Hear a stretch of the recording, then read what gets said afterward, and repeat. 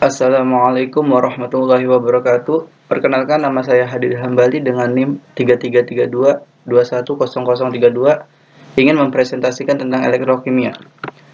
Elektrokimia poin 1 sampai 8. Poin yang pertama yaitu definisi elektrokimia, yang kedua sel elektrokimia, yang ketiga komponen sel elektrokimia, yang keempat sel elektrolis, yang kelima aplikasi sel elektrolis, yang keenam hukum Faraday, yang ketujuh sel volta atau galvani, yang kedelapan penulisan notasi sel volta.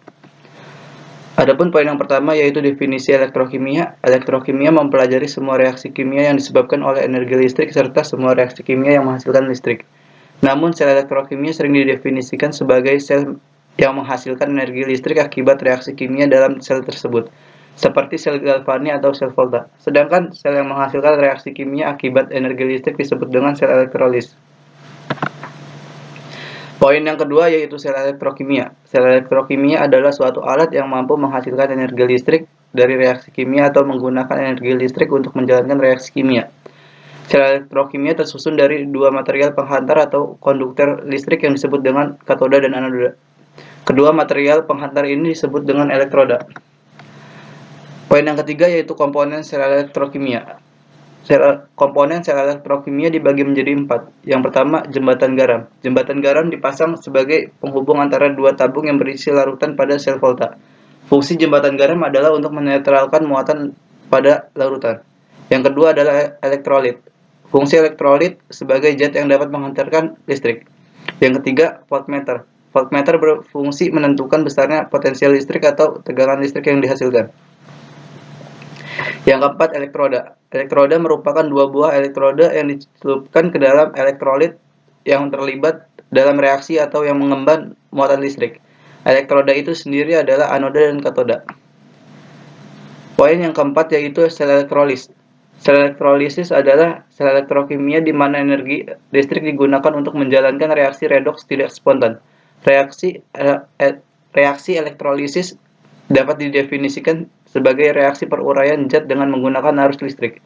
Prinsip kerja sel elektrolisis adalah menghubungkan kutub negatif dari sumber arus searah ke katoda dan kutub positif ke anoda sehingga terjadi overpotensial yang menyebabkan reaksi reduksi dan oksidasi.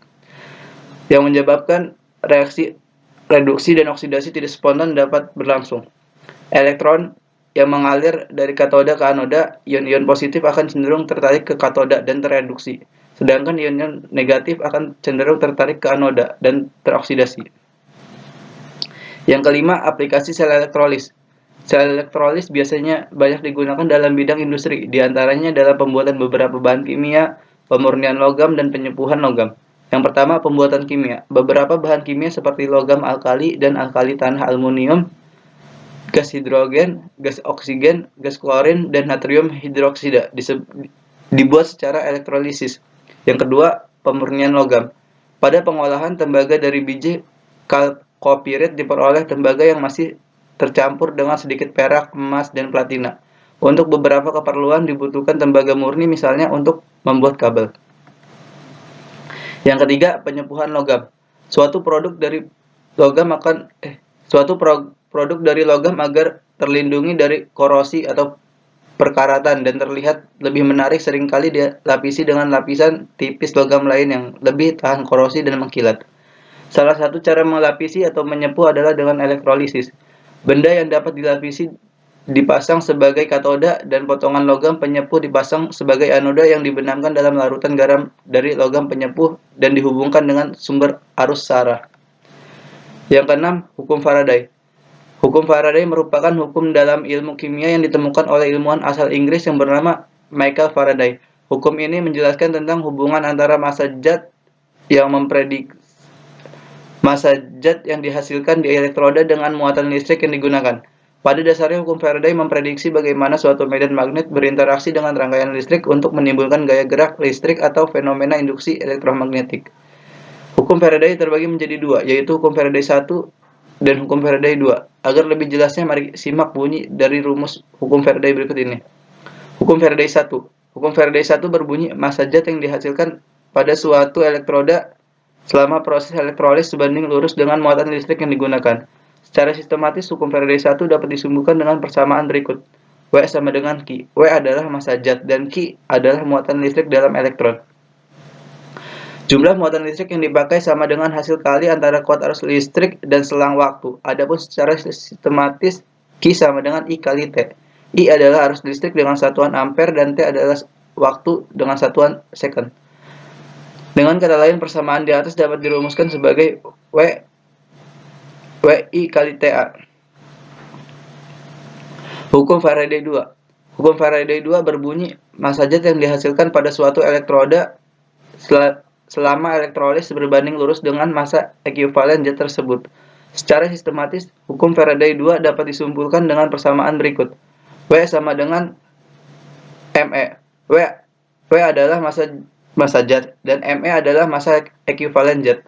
Massa ekuivalen zat adalah massa atom relatif dibagi dengan perubahan bilangan oksidasinya atau muatan ionnya. Secara sistematis, Me sama dengan Ar dibagi bilox atau muatan ion. Yang ketujuh adalah sel volta atau sel galvanik. Pengertian sel volta.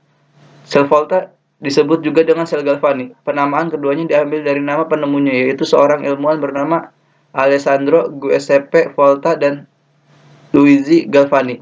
Sel volta merupakan sel elektrokimia yang dapat mengubah reaksi kimia dari reaksi redoks spontan, atau reaksi yang dapat berlangsung dengan sendirinya. Reaksi redoks spontan dapat diubah untuk digunakan sebagai sumber arus listrik. Prinsip kerja dari sel volta adalah dengan pemisahan dua bagian reaksi redoks, yakni setengah reaksi oksidasi di anoda dan setengah reaksi reduksi di katoda.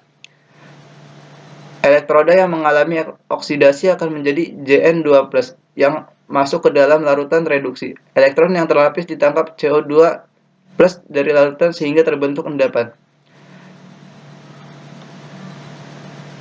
Zn padat menghasilkan Zn2+ larutan plus 2E pada oksidasi.